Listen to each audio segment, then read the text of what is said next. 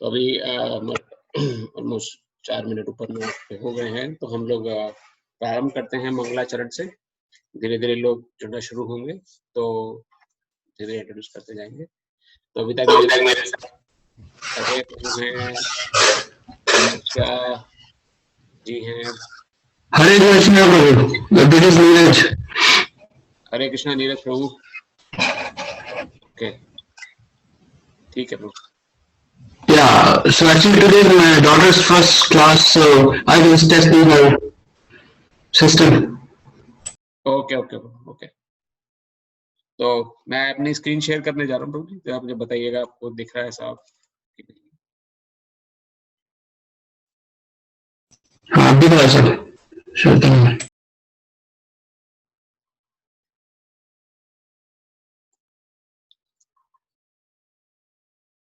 तो मंगलाचरण से हम लोग प्रारंभ करते हैं।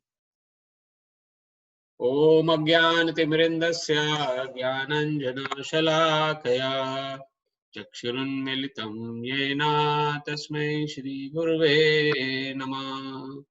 श्रीचैतन्यमनोभीष्टं स्थापितं येन भूतले स्वयं रूपकदा मह्यं ददाति स्वपदान्तिकम्। वन्देऽहं श्रीगुरु श्रीयुतापदकमलं श्रीगुरुन् वैष्णवांशं च श्रीरूपं साग्रजातं सहगना रघुनाथान्वितं तं सजीवम् साद्वैतं सावधूतं परिजनसहितं कृष्णचैतन्यदेवं श्रीराधा कृष्णपदान् सहगना श्रीललिता श्रीविशाखान्वितम्। हे कृष्ण करुणा सिंधु दीनबंधु जगतपते गोपेश गोपिका कांता श्री राधा कांता नमोस्तुते। तप्त कांचन गौरंगे श्री राधे वृंदावनेश्वरी वृषभानुसुते देवी प्रणमामि हरिप्रिये। वाञ्छाकल्पतरुश्च कृपा सिन्धुभ्येव च पतितानां पावनेभ्यो वैष्णवेभ्यो नमो नमः। जय श्री कृष्ण चैतन्य प्रभु नित्यानंदा श्री अद्वैत गदाधर श्रीवासादि गौर भक्त वृंदा। हरे कृष्णा कृष्ण कृष्णा हरे हरे, हरे राम राम राम हरे हरे। हरे कृष्णा, आप सभी का पुनः धन्यवाद। आज के सत्र में जो आप सभी समय निकाल के आए, और जो हमारा ये जो विषय चल रहा है पिछले 5 हफ्तों से, भगवत दर्शन भगवत गीता का को समझने के लिए हम जो आत्मदर्शन करने का प्रयास कर रहे हैं, और किस प्रकार अपने आत्म साक्षात्कार का विज्ञान, जो कि एक वैज्ञानिक स्तर पे अपने स्वरूप को, अपनी समस्याओं को और अपने सभी प्रकार के किस प्रकार हम अपने जीवन को सुचारू रूप से चला सकते हैं, उसको वैज्ञानिक स्तर पे समझने का प्रयास कर रहे हैं। तो उसमें आप सभी का बराबर परस्पर योगदान है। और आज जो छठा हमारा सत्र है, सेशन है, वो योग के ऊपर है, योग विज्ञान और सर्वोपरि योग प्रणाली।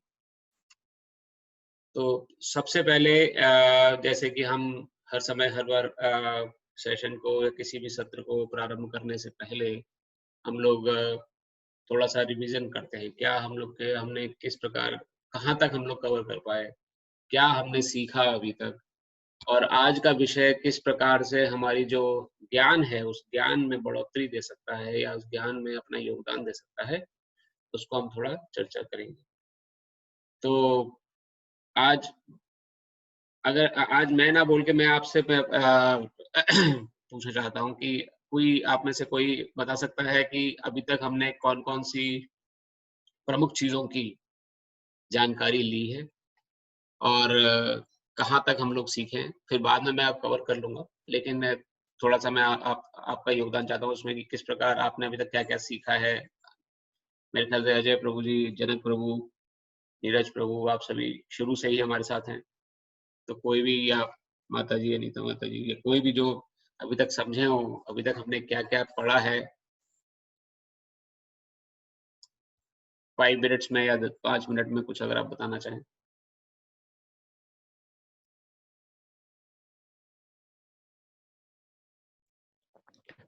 मैं थोड़ा सा जस्ट जो शॉर्ट में कहना चाहूंगा कि हाँ हमने बिल्कुल।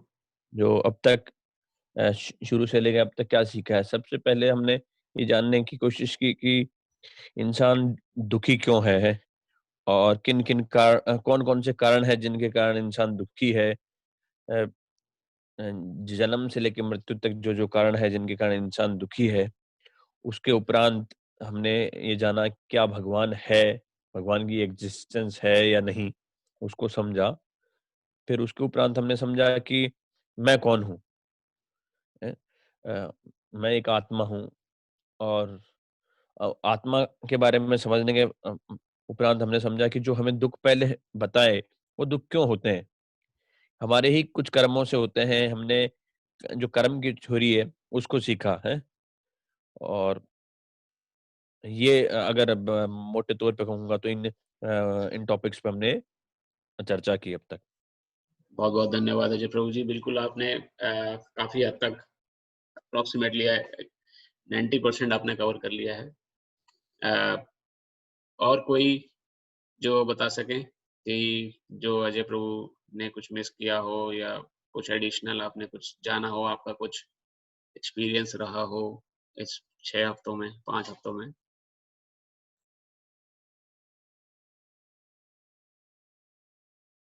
हरे कृष्णा प्रभु। हरे कृष्णा प्रभु जी। प्रभु ने अभी काफी सब उन्होंने कवर कर लिया।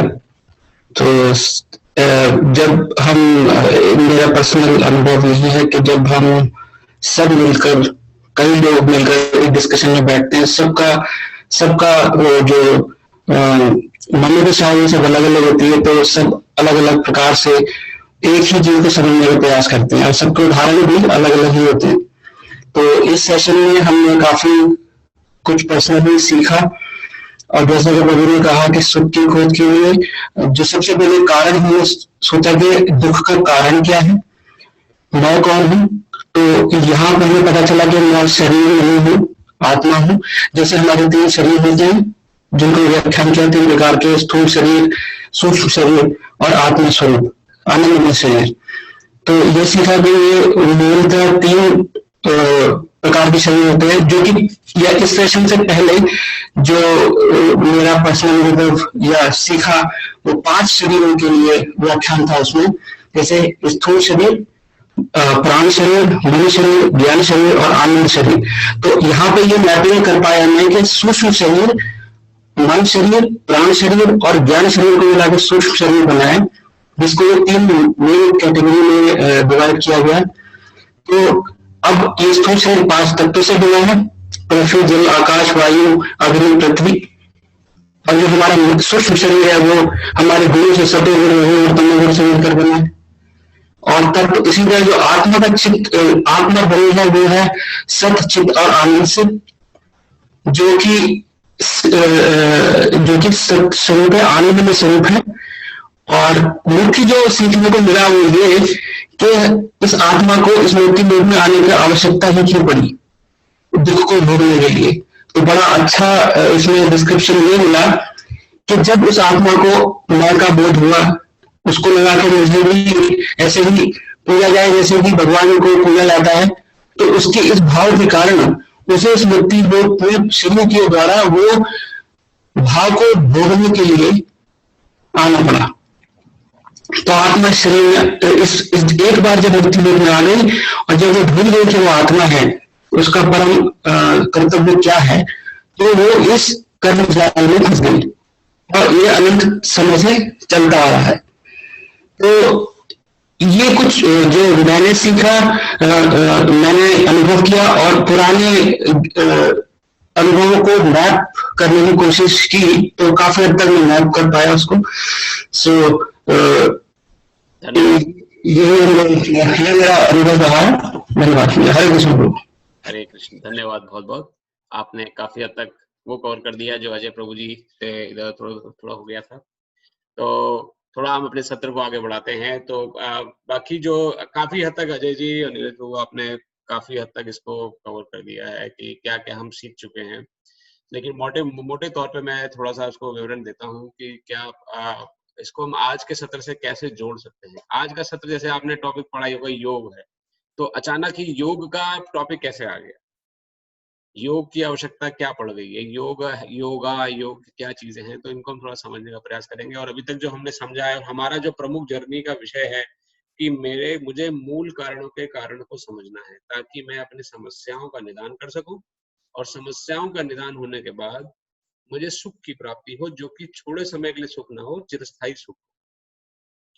तो अभी तक जैसे हमने अजय जी ने बोला कि किस प्रकार सुख की तलाश हम कर रहे हैं हम सभी, लेकिन और नीरज प्रभु जी ने वहाँ कवर किया, लेकिन जब हम आत्मा रूप में, जब हम भगवान से स्वतंत्र होकर उस सुख की तलाश करते हैं, तो स्वतंत्रता का जो दुरुपयोग वहां पर होता है, वो एक तरीके से हमें संसार में फिर डाला जाता है, जो कि जेल के समान है। और यहाँ पर त्रिगुणातीत संसार इसे कहा गया है। त्रिगुणातीत अर्थात त्रिगुणमयी, जिसपे कि ये 3 गुणों द्वारा ये संसार चलायमान है। जिस प्रकार एक कठपुतली होती है, उसके ऊपर रस्सियां बंधी होती हैं, तो गुण जो है रस्सी का काम करते हैं। इसमें सतोगुण, रजोगुण और तमोगुण आते हैं।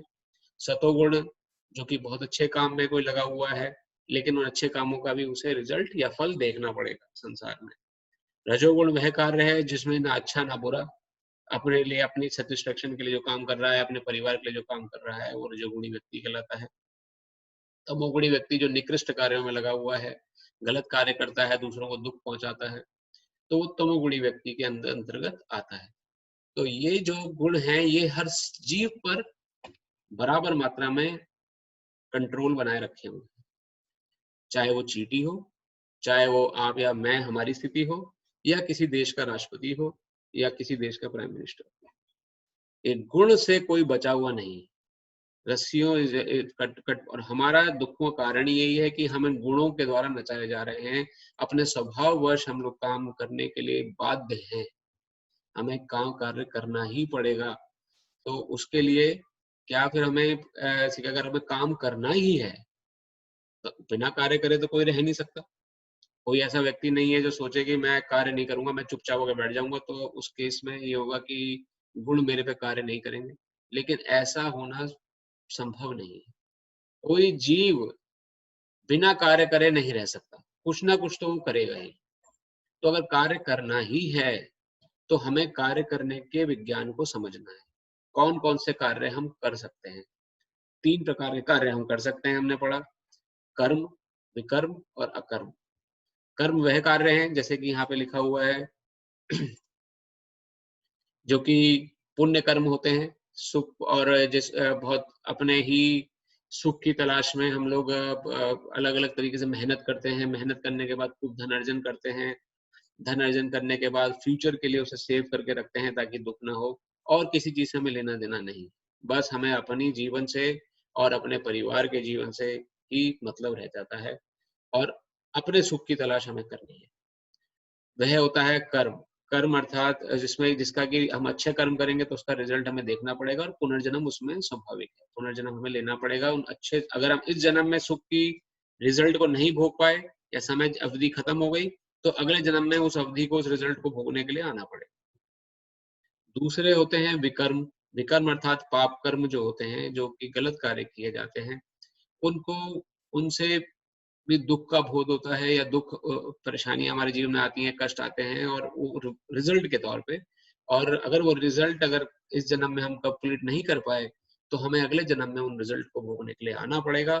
और उसी लिए कई कारणों से, जैसे अजय जी ने किया था कि नवजात बच्चे क्यों मर जाते हैं, या कुछ ऐसे बच्चे होते हैं जिन्होंने कुछ अभी समझा ही नहीं है जीवन में लेकिन वो जीवन अलग अलग बीमारियों से, परेशानियों से ग्रसित हो जाते हैं। तो वो हमारे कर्मों का रिजल्ट है। जो इंडिपेंडेंस हमने मिसयूज करी, उस इंडिपेंडेंस मिसयूज है। और उस का एग्जाम्पल हमने देखा था कि रेड लाइट का एग्जाम्पल हमने सुना था, किस प्रकार अगर सारे नियम अगर हटा दिए जाएं, तो अल्टीमेटली वो हमारे दुख का ही कारण बनेगा।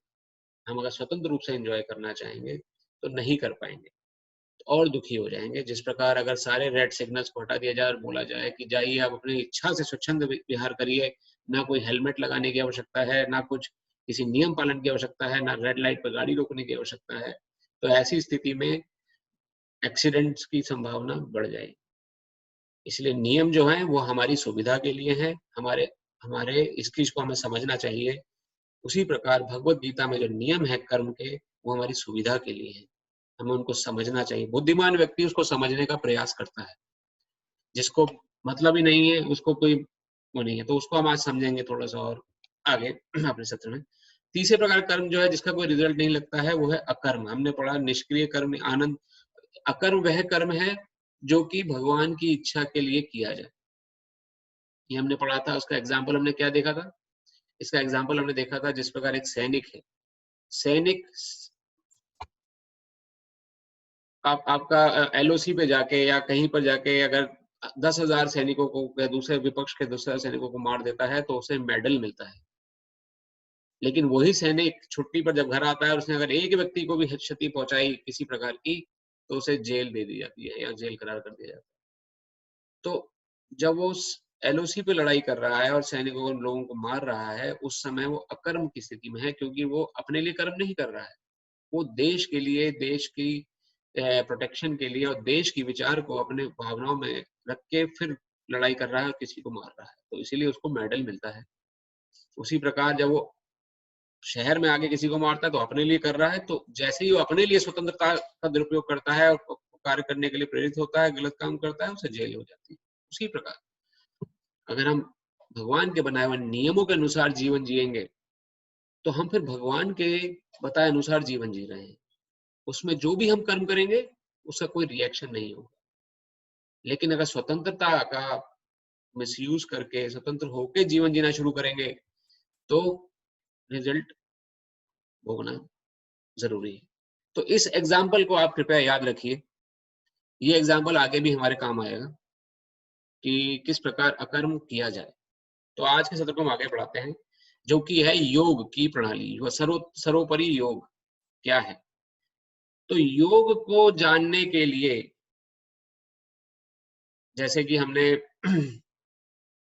ऐसे समझा था कि किसी भी विषय को समझने के लिए पहले समझना जरूरी है, उसके तत्व को जानना कि वास्तव में क्या है, योग का विज्ञान क्या कहलाता है, योग क्या नहीं है, पहले ये समझते हैं।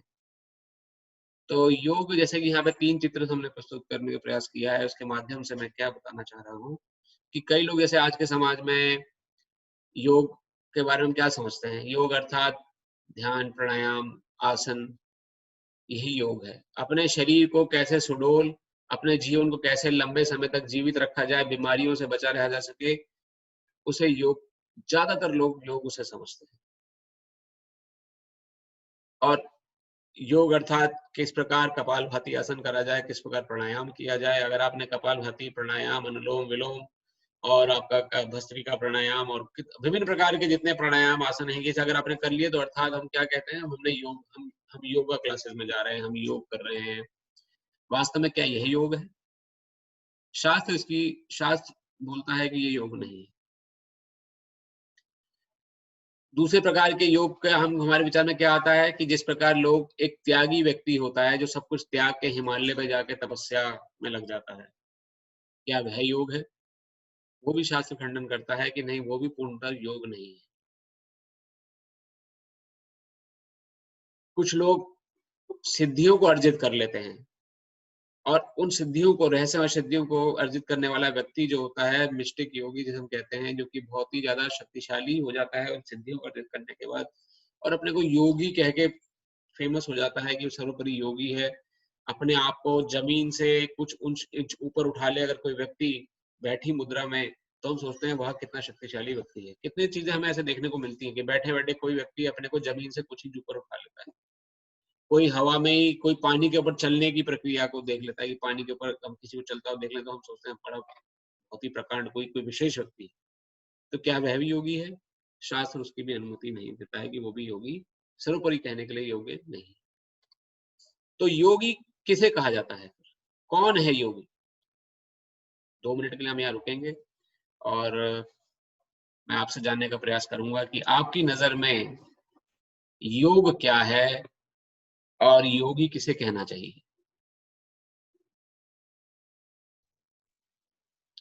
कोई भी बिना किसी शर्माए आप बताइए, क्योंकि ये हम जैसे समझ चुके हैं इंटरेक्टिव सेशन है, एक दूसरे से सीख के हमें आगे बढ़ना है। तो कोई भी आपके मन में किसी प्रकार का आइडिया हो। मेरे हिसाब से जी प्रभु। अजय है। मेरे जी हिसाब से अ, जो योग सब लोग बात करते हैं वो शारीरिक बात करते हैं, लेकिन योग अगर मैं समझता हूँ तो योग वो है कि जो हर परिस्थिति में समान रूप से बिहेव करना, मतलब दुख में भी दुखी ना होना, सुख में भी सुखी ना होना। और अ, तो वो योगी हो जाता है। जो उस लेवल तक पहुंच जाता है वही योगी है, मतलब। धन्यवाद प्रभु जी। तो आप कहना चाहते हैं जो कि समदर्शिता हो जाए दुख और सुख में, किसी प्रकार का उसके मन में कोई द्वैतवाद या कोई किसी प्रकार कोई ड्युअलिटी ना रहे, दुख में भी सुख ड्युअलिटी में भी। ना रहे, वो हाँ, तो वो अब तो वो एक प्रकार का योगी हो जाता है। धन्यवाद प्रभु जी। हरे कृष्ण प्रभु। जी प्रभु जी। तो मेरे मतानुसार मुझे ऐसा लगता है कि आत्मा जो कोई कार्य, ये जो कुछ भी करती है भगवान को प्राप्त करने के लिए, वो योग की श्रेणी में आता है। ये सब में जो हमने जो देखा है वो जैसे कर्म योग, हठ योग और भक्ति योग, ये सब योग है जो योग बेसिकली एक वो माध्यम है जिससे हम परमात्मा की तरफ बढ़ने का प्रयास करते हैं। जी प्रभु जी। परमात्मा की तरफ बढ़ने का प्रयास में जो भी कार्य आप कर रहे हैं वो योग है, ये आप कह रहे हैं, कहना चाह रहे हैं। ये भी बहुत सही है, सही प्रश्न आपने उत्तर दिया एक तरीके से। और अजय जी ने बोला किस प्रकार हम लोग अपना दुख में सुख में जो संभाव रहना सीख जाए वो योगी है। और आपने ये कहा कि जिस प्रकार ये भगवान की परमात्मा प्राप्ति के लिए जो भी हम कार्य कर रहे हैं वो सभी कार्य योग की श्रेणी में आते हैं। तो अलग-अलग तरीके से हम सभी के विचार बिल्कुल सही हैं, एक तरीके से एक लेवल तक हम लोग सही जानकारी रखते हैं। वास्तव में योग जो है, लेकिन 100% में से अगर हम देखा जाए जनरल पब्लिक जो है उसे अगर योग बोला जाए कि भई योग किसे कहते हैं, तो तुरंत बोलेंगे जी जो स्वामी रामदेव जी या जो थे योगाचार्य योगा करा रहे हैं वही योगा है। वही योगा क्लासेस हैं, वही उसी को योगा कहा जाता है। या जो आसन है वो भी ज़रूरी है, वो ज़रूरी नहीं है हमारे शरीर के रखरखाव के लिए, लेकिन पूर्ण रूप से योग वो नहीं है। योग की परिभाषा जो है वो क्या बताई गई है शास्त्रों में? व्यक्तिगत चेतना और सर्वोत्तम चेतना के बीच में संघ, संघ अर्थात योग, जोड़ने को, किसी चीज के को जोड़ने को योग कहा गया है। आत्मा और भगवान के बीच के संबंध को और आत्मज्ञान को जब जोड़ के हम आगे बढ़ते हैं, जो कंबाइंड रख के हम आगे जब बढ़ते हैं, उसे योग प्रणाली कहा गया। किस प्रकार से मैं भगवान को समझ सकता हूँ और उस यज्ञ प्रणाली को, उस योग प्रणाली को समझने के बाद कैसे मैं अपने जीवन को उस हिसाब से चला सकता हूँ, उसे योग कहा गया है शास्त्रों के अनुसार।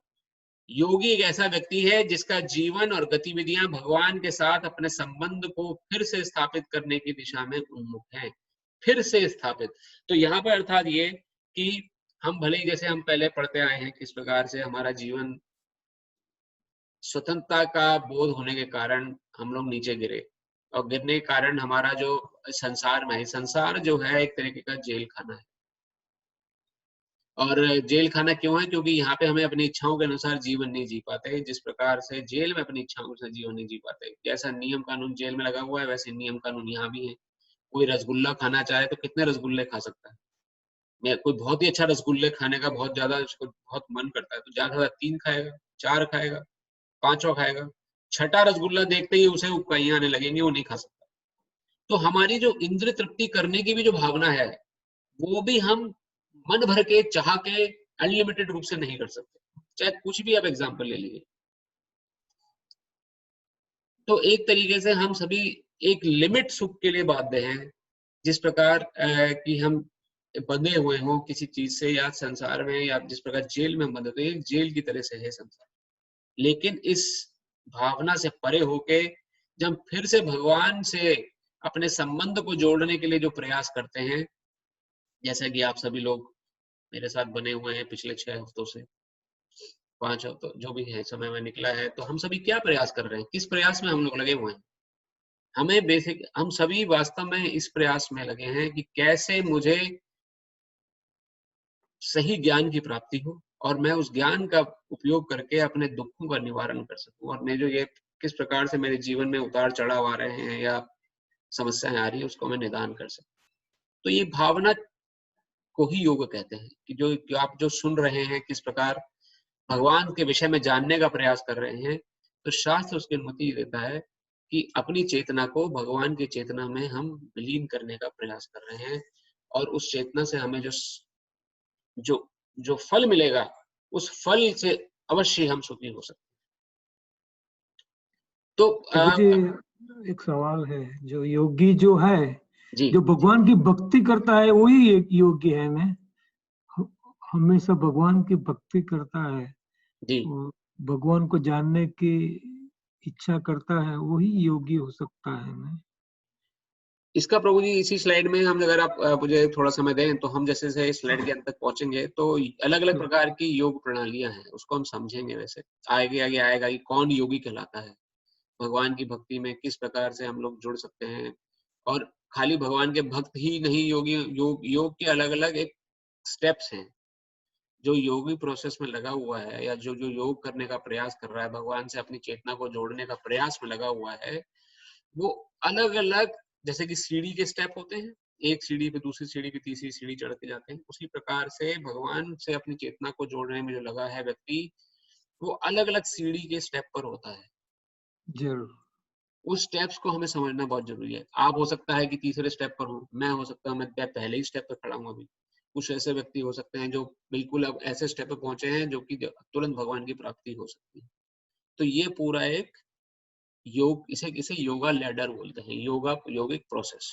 तो वो हम आज के विषय में हम लोग समझेंगे क्या किस तरीके से अलग अलग व्यक्ति अलग अलग चेतना से युक्त होकर अलग अलग सीढ़ी के स्टेप पर खड़ा है और भगवान की तरफ उन्मुख होकर बढ़ रहा है।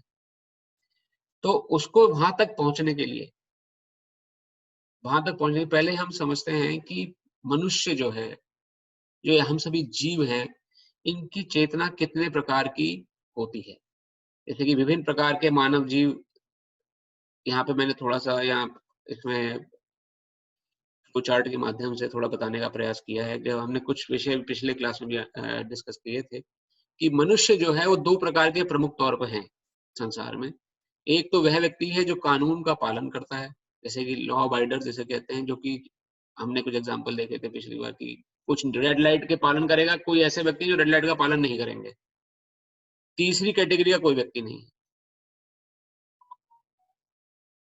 तो एक तो है कानून को पालन करने वाले व्यक्ति, एक कानून को तोड़ने वाले व्यक्ति। कानून को तोड़ने वाले व्यक्ति जो हैं वो किस प्रकार से जीवन जीते हैं हम सभी मोटे तौर पर जानते हैं, वो हम आगे देखेंगे भी, अगली स्लाइड में वही वर्णन आ रहा है, कानून को तोड़ने वाले किस प्रकार आगे उनका जीवन बढ़ता है। लेकिन कानून को पालन करने वाले व्यक्ति चार प्रकार के होते हैं, जिनमें से कुछ कर्मी होते हैं जो कर्म को प्रधान करते हैं, कुछ ज्ञानी होते हैं जो ज्ञान को प्रधान समझते हैं, कुछ ध्यानी होते हैं जो ध्यान को अर्थात जो योग पद्धति है, अष्टांग योग पद्धति, उसको सर्वोपरि मानते हैं, और कुछ हैं भक्त जो भगवान की भक्ति में अपने को लीन रखते हैं। तो कानून को जो पालन करने वाले व्यक्ति, कानून कौन सा कानून की हम बात कर रहे हैं यहाँ पर, जो भगवान ने नियम कानून बनाए हैं संसार में जीने के, उन नियमों को पालन करने वाले व्यक्ति ये चार प्रकार की श्रेणी में आते हैं। अब कर्मी जो हैं वो फर्दर जो कर्म करते हैं वो दो प्रकार के कर्म हैं, सकाम कर्मी और निष्काम कर्मी। इसको भी हम समझेंगे कि ये व्यक्ति कौन सकाम कर्मी होता है, कौन निष्काम कर्मी होता है, किन्हें बोला जाता है सकाम कर्मी और निष्काम कर्मी। तो ये एक तरीके से मोटा मोटा यहाँ पर एक विवरण है कि मनुष्य जो है कि कितने प्रकार के संसार में हैं और कौन कौन से व्यक्ति किस काम में लगा हुआ है। तो सबसे पहले कानून को तोड़ने वाले व्यक्ति जो हैं, जो कानून को तोड़ते हैं, उनकी वो किस कैटेगरी में आते हैं, कैसे, और उसको थोड़ी हम चर्चा का प्रयास करते हैं। मेहनत करने वाले भौतिकतावादी व्यक्ति, ऐसे व्यक्ति जो कि बहुत ही कठोर श्रम कर रहे हैं। किस लिए श्रम कर रहे हैं? कि हमें बहुत पैसा मिलेगा, पैसे से हम क्या करेंगे, हमारा सिक्योरिटी हो जाएगी, सिक्योरिटी, हमें कोई मुसीबत आएगी, बीमारी लगेगी तो हमारे पास पैसा होगा तो हम उसका इलाज करा सकते हैं। तो उसी पशुपेश में जो मेहनत करने में लगे हुए हैं दिन रात 24 घंटा, वो व्यक्ति को नियम कानून से कोई मतलब नहीं है। उनको संसार में किसी भी तरीके से सिर्फ पैसा कमाना है। तो ऐसे व्यक्ति जो हैं वो कानून तोड़ने के अंतर्गत आते हैं, जिनको ना अच्छाई का बोध है ना गलत। पिछले हफ्ते भी हमने ये जिक्र उठाया था कि जिस व्यक्ति को सिर्फ पैसा कमाने की धुन है, कर्मी व्यक्ति जो कर्म कर रहा है, उसको रूल्स रेगुलेशन से कोई लेना देना नहीं है। उससे अगर आप बोलेंगे कि तुम्हें भगवान विषय में तुम्हें सुनना चाहिए थोड़ा-सा, वो पलट के बोलता है मेरे पास समय नहीं है। मैं कई लोग तो ऐसे बोलते हैं मेरे पास मरने तक का समय नहीं है। इतने बिज़ी होते हैं, इतने काम में, अपने ऐसे तरह काम में, तो इस तरह के बातें बोलते हैं मेरे को मरने तक का समय नहीं है। अपने को इतना बिज़ी करके रखते हैं। दूसरे प्रकार के व्यक्ति द्विपद पशु की श्रेणी में आते हैं। द्विपद पशु अर्थात 2 पैरों के जानवर। जो व्यक्ति जानवरों के तरह से जीवन जी रहा है। हमने अपनी पहले सत्र में ही ये चर्चा करी थी कि कौन से ऐसे 4 विषय हैं जो जानवर भी कर रहा है और मनुष्य भी कर रहा है। क्या कोई बता सकता है?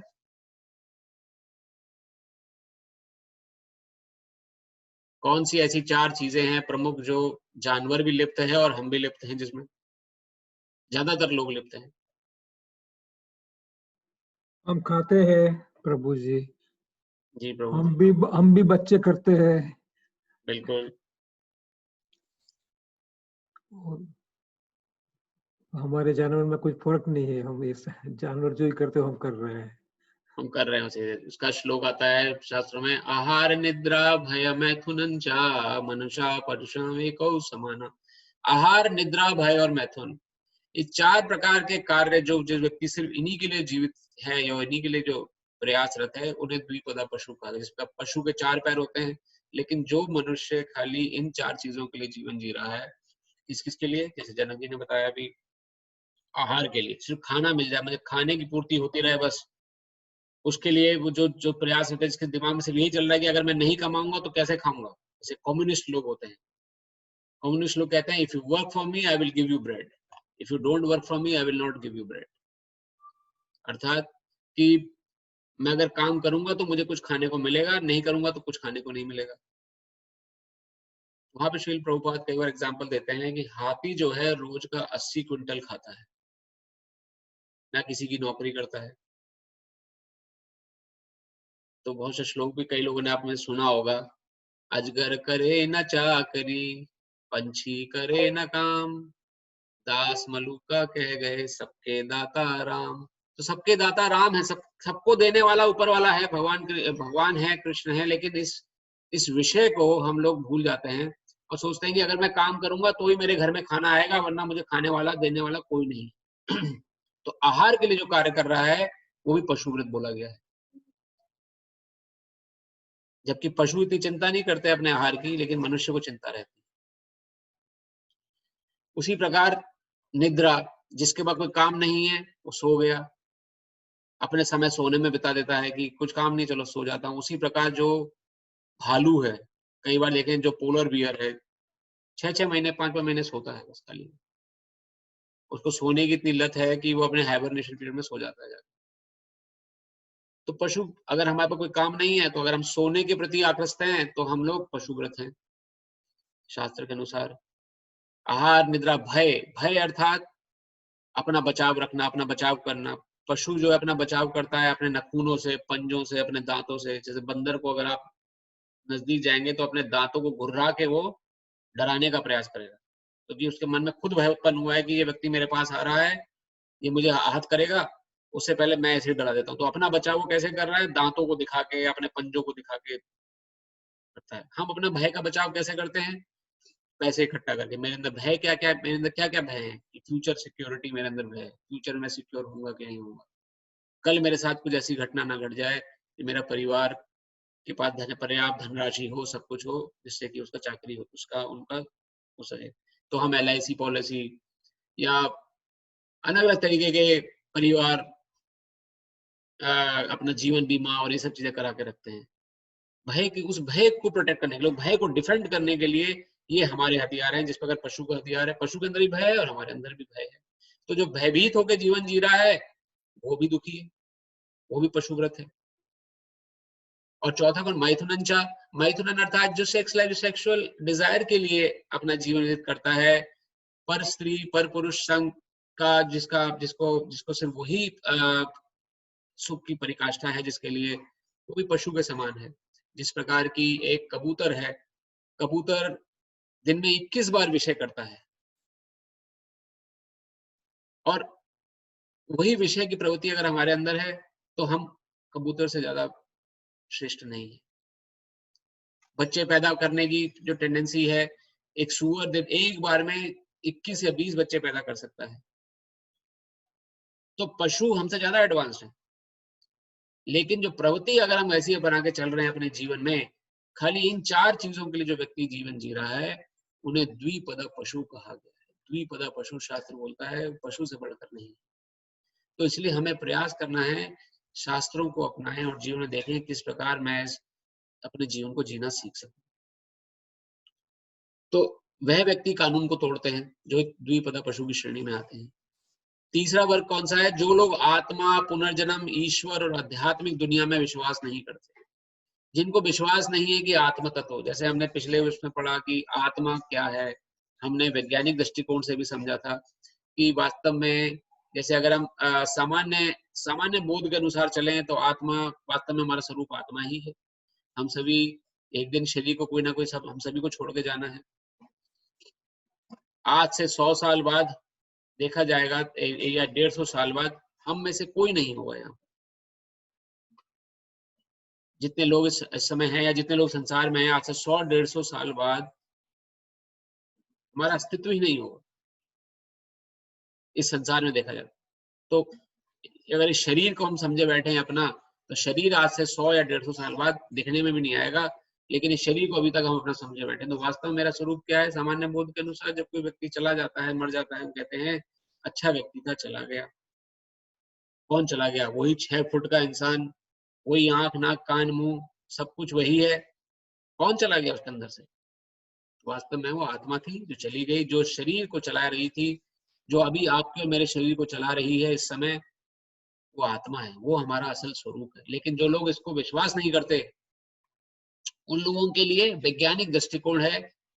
हमने 2 वैज्ञानिकों का चर्चा किया था, माइकल सबाउम, जो कि नियर डेथ एक्सपीरियंसेस के बारे में इनके कई सारे शोध कार्य हैं, जो कि आप गूगल पे जाके कहीं पर भी सर्च कर सकते हैं।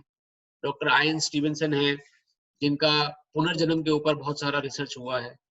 पुनर्जन्म में कुछ लोगों को बातें याद रहती हैं अपने पुनर्जन्म की, तो याद रहना पिछले जन्म की बात, अर्थात कोई ऐसी चीज है जो नहीं बदली है, भले ही मैंने अपना शरीर बदल लिया है, नहीं बदली है तभी तो याद है।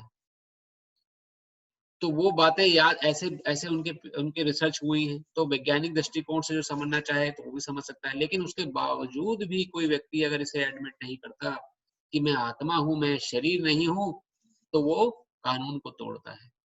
क्योंकि शास्त्रों के अनुसार पर्याप्त ज्ञान दे दिया गया है, पर्याप्त इंफॉर्मेशन दे दी गई है कि आपको समझना है कि अब आत्मा है और आत्मा के स्तर पे काम करना है। लेकिन फिर भी अगर हम नहीं कर रहे हैं तो कानून को तोड़ रहे हैं। जो ईश्वर में विश्वास नहीं करता और आध्यात्मिक दुनिया में विश्वास नहीं करता, वह भी कानून तोड़ते हैं। अब ईश्वर में विश्वास करना जो है, यहाँ पे वर्णन इस प्रकार है कि जिस प्रकार जो व्यक्ति अपने को सर्वोपरि समझता है, जिसको कोई लेना देना ही नहीं कि कोई भगवान है भी कि नहीं। अधिकतर लोगों की यही प्रवृत्ति है, मैक्सिमम टेंडेंसी लोग, जिनको मतलब ही नहीं है कि भगवान है कि नहीं, और वो अपने हिसाब से जीवन जीना चाहते हैं। क्योंकि अगर वो समझ लेंगे भगवान है तो अपने हिसाब से जीवन जीने में रुकावट आने लग जाएगी। कुछ लोग कहते हैं भाई हिंदू समाज में या आपके समाज में नियम बहुत है, या कोई मुसलमान वर्ग में कहता है भाई आपके नियम बहुत है, या कोई सिख वर्ग में कहता है नियम। तो जो लोग इसे धर्म को फिर जोड़ने का प्रयास करते हैं, उसका फिर विवाद होता है। लेकिन वास्तव में जो नियम को पालन नहीं करना चाहते, उनके लिए बहुत बहाने हैं। वो ईश्वर के ही अस्तित्व को नकार देते हैं। तब ईश्वर ही नहीं होंगे तो शास्त्र की क्या वैल्यू रह जाएगी? कौन सुनेगा शास्त्र को जब कोई सुनेगा ही नहीं ईश्वर भी है कि नहीं। जो हूं मैं ही हूं, मैं ही करने वाला हूं, मैं ही सब कुछ पर्याप्त करने वाला हूं। तो मैं अगर सब कुछ करने वाला हूं तो मैं अपनी मृत्यु को क्यों नहीं रोक सकता? फिर मैं क्यों नहीं अपने दुखों को खत्म कर सकता हूं? इसका अर्थ क्या है कि मेरे से परे भी कोई शक्ति है जो कंट्रोल कर रही है। वो अभी हम बोध नहीं, हम समझते हैं कि हम ही कंट्रोलर हैं, मैं ही सब कुछ कंट्रोल कर रहा हूं, मैं करूंगा तो होगा वरना नहीं होगा, जो कि एक गलत विचारधारा है। क्योंकि मेरे कंट्रोल करने से पहले कोई और शक्ति है जो मेरे ऊपर कंट्रोल कर रही है, जो नियमित रूप से जब मैं खाना डालता हूं अपने पेट में तो खाना पचा देती है और खून बना देती है उस खाने का, और कुछ खाने मल में चला जाता है, जो नियमित रूप से मेरे हृदय को शक्ति दे रही है, जो धड़क रहा है अंदर, जिसके कारण मेरा शरीर चल रहा है। जिस दिन वो शक्ति उसको धड़काना बंद कर देगी, मेरा शरीर खत्म हो जाएगा। वो शक्ति जो मेरे से परे है, वो नियमित रूप से जो सीजन है, जो कि वातावरण है, उसको चेंज कर रही है। समय पर बारिश होती है, समय पर सर्दियां आती हैं, समय पर गर्मियां आती हैं, अपने समय पर सूर्य उगता है, अपने समय पर सूर्य डूब जाता है। और हमने पिछली क्लासेस में क्या सीखा था, वो शक्ति क्या क्या करती है। इतने बड़े बड़े ग्रह जो हैं, जिनका हम छोटा सा एक देश के एक छोटे से बिंदु के समान हम बैठे हुए हैं।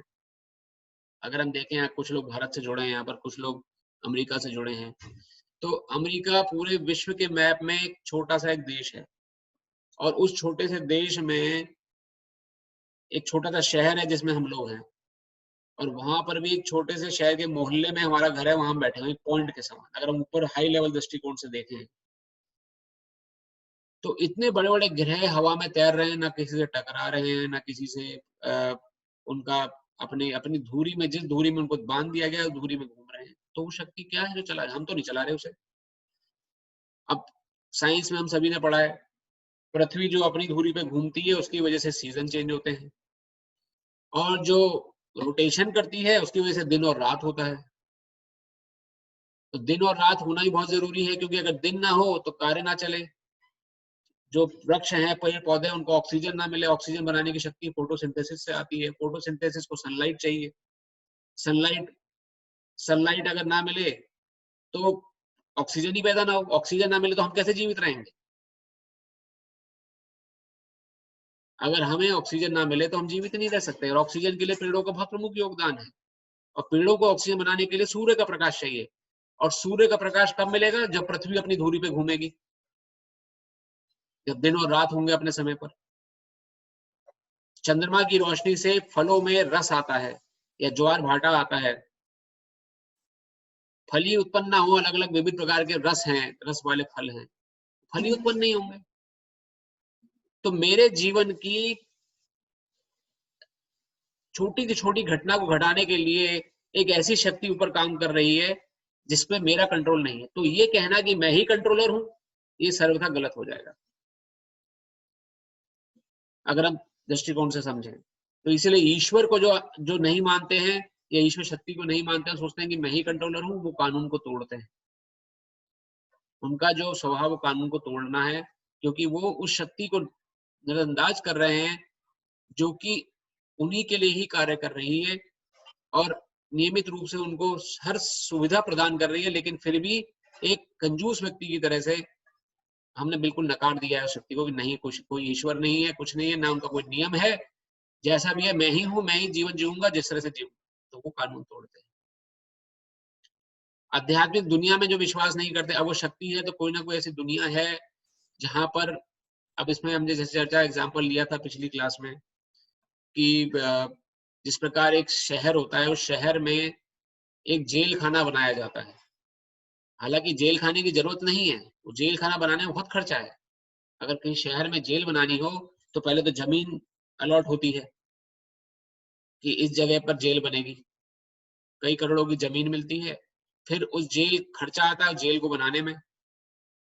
अब सभी लोग अगर अच्छे व्यक्ति बन जाएं तो जेल की क्यों जरूरत पड़े? फिर कितना पैसा बच सकता है। लेकिन जेल फिर भी बनाता है शहर, या जो गवर्नमेंट है जेल बनाती है। जमीन एलोकेट होती है, जमीन एलोकेट होने के बाद फिर वहां पे वहां का जेल बन के तैयार होती है, और जेल बनने के बाद वहां के जो कर्मचारी आते हैं, जो वहाँ पुलिस वर्ग आता है, उनकी तनख्वाह वहां पे एलोकेट होती है। अगर तिहाड़ जेल जैसी अब बड़ी बड़ी जेल वैसी हो तो वहां पे तनख्वाह और ज्यादा होती है, क्योंकि वहां ज्यादा प्रोटेक्शन चाहिए। फिर कैदी जो वहां पर डाले जा रहे हैं, उन कैदियों के रखरखाव के लिए, खाना पीना खिलाने के लिए भी पैसा एलोकेट होता है, भाई इतना खर्चा वहां पर आएगा। तो जेल की जरूरत नहीं थी, पैसा बच सकता, लेकिन जेल फिर भी हर गवर्नमेंट बनाती है। तो इसका अर्थ ये नहीं है कि जेल ही सब कुछ है। जेल से बाहर भी दुनिया है, जहाँ पे अच्छे लोग रहते हैं, जो नियमों का पालन करते हैं, जिनको जेल में नहीं डाला। जेल में किनको डाला जाता है? जो नियमों का पालन नहीं कर रहे। जो नियमों का पालन कर रहे हैं वो जेल से बाहर होते हैं। वो ज्यादा सुखमय जीवन जी रहे हैं। उसी प्रकार से ये संसार जो है एक जेल के समान है, जिसमें हमने पहले समझा कि जो अपने स्वतंत्रता का दुरुपयोग करके हमें यहाँ डाला गया, और इसका अर्थ ये नहीं कि यही दुनिया है जो सब कुछ है। इससे परे एक ऐसी दुनिया भी है जहाँ पे लोगों नियम का पालन कर रहे हैं और रह रहे हैं। आप सभी मेरे साथ हैं यहाँ तक? मैं कहीं ऐसे भी कुछ बातें ऊपर से जाके कुछ ना समझ में आ रहा हो?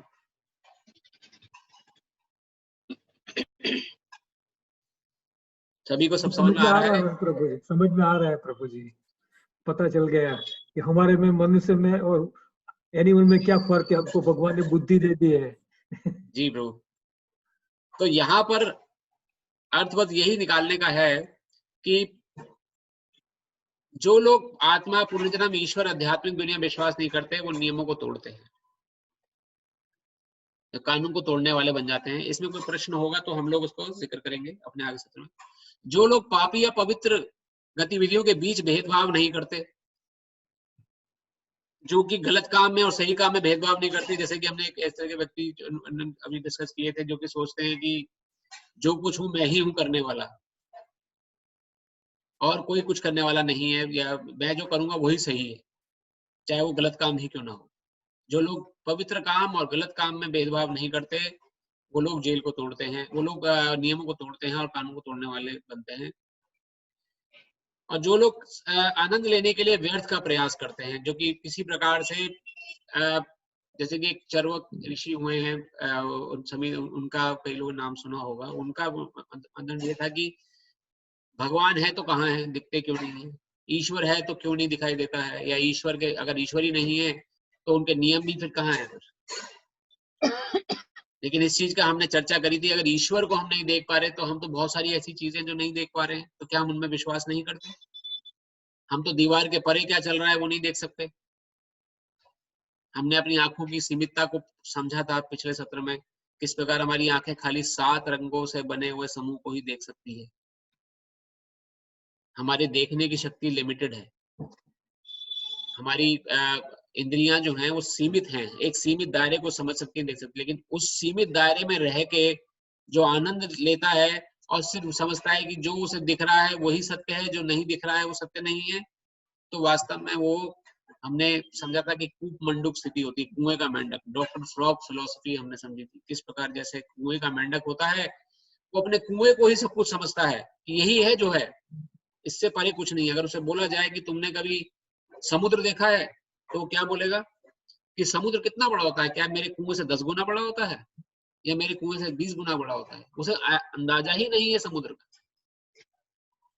उसी प्रकार जो व्यक्ति इन आंखों की शक्ति को ही सर्वोपरि समझता है और बोलता है कि जो मुझे दिखेगा वही सत्य है, जो नहीं है वो सत्य नहीं है, वो नियमों को तोड़ता है, जिसको शास्त्रों में विश्वास नहीं है। तो ये है कानून को तोड़ने वाले व्यक्ति, जो कि कानून को तोड़ते हैं। किस प्रकार से? जो कि अपने जीवन को सिर्फ अपने सुख की अनुसार जीवन जीने का प्रयास करते हैं। वो हमने जैसे पढ़ा स्लाइड में, पिछली स्लाइड में हमने पढ़ा था कि मनुष्य की दूसरी श्रेणी जो है कानून को तोड़ने वाला। अब कानून को पालन करने वाले व्यक्ति जो हैं वो 4 प्रकार के हैं, वो यहाँ पर वर्णन मिलता है, जो कि अलग अलग स्टेप पर मौजूद है। जैसे हमने जनक प्रभु जी ने बोला था कि किस प्रकार से खाली भक्ति क्या वो है जो योग को फॉलो कर रहा है, तो यहाँ पे उसका उत्तर मिलता है। स्टेप 0 पर जो है, जिसे हम कहते हैं कि जो भी सबसे नीचे स्टेप पर हैं, वो धार्मिक अनुष्ठान करने वाले कर्मकांडी व्यक्ति होते हैं। कर्मकांडी अर्थात जैसे कि जो कर्मी व्यक्ति की यहाँ पे परिभाषा दी जा रही है। कर्मी व्यक्ति जो कर्मकांड करता है, कर्मकांड अर्थात कि किसी सुख की अभिलाषा के लिए यज्ञ करना, तपस्या करना, या फिर जैसे कुछ लोग करते हैं कि भाई मैं शनिवार के दिन शनिदेव जी को तेल चढ़ाऊंगा। तो तेल चढ़ाने का जो मन में होता है, क्यों जिससे शनिदेव जी खुश रहे, मेरी नौकरी बनी रहे, मेरा घर गृहस्थी बनी रहे। तो इस प्रकार के जो कर्म में जो कार्य में लगते हैं, धार्मिक कार्य में लगते हैं, जो कि इस संसार के ही सुख को प्राप्ति के लिए कार्य कर रहे हैं, कर्मकांड की श्रेणी में आते हैं। हवन आदि करना, जिसमें कि आप हवन कर रहे हैं, जिसका उद्देश्य जो है वो संसार के सुख को प्राप्त करना है। उस सबसे नीचे स्टेप पर होते हैं भगवान की तरफ, लेकिन वो अच्छे हैं उन लोगों से, किन लोगों से अच्छे हैं, जिनको अभी हमने समझा, जो कानून को तोड़ रहे हैं। कानून को तोड़ने वाले लोगों में से लोग अच्छे हैं। तो देखा जाए तो कानून के तोड़ जो लोग कानून को तोड़ रहे हैं वो तो इस स्टेप में है ही नहीं कहीं पर। लेकिन ये कर्मकांडी व्यक्ति जो है, जो किसी ना किसी तरीके से अनुष्ठान, धार्मिक अनुष्ठान में लगा हुआ है, भले ही वो संसारिक कार्यों के लिए क्यों न कर रहा हो, वो उन लोगों से श्रेष्ठ है जो कानून को तोड़ रहे हैं। क्या हो गया? कर्मकांडी व्यक्ति जो है मैं प्रार्थना करूंगा जो लोग कृपया अपना फोन अभी थोड़ा म्यूट रखें, जिससे कि बीच में थोड़ा सा हल्का सा डिस्टर्बेंस हो रहा है।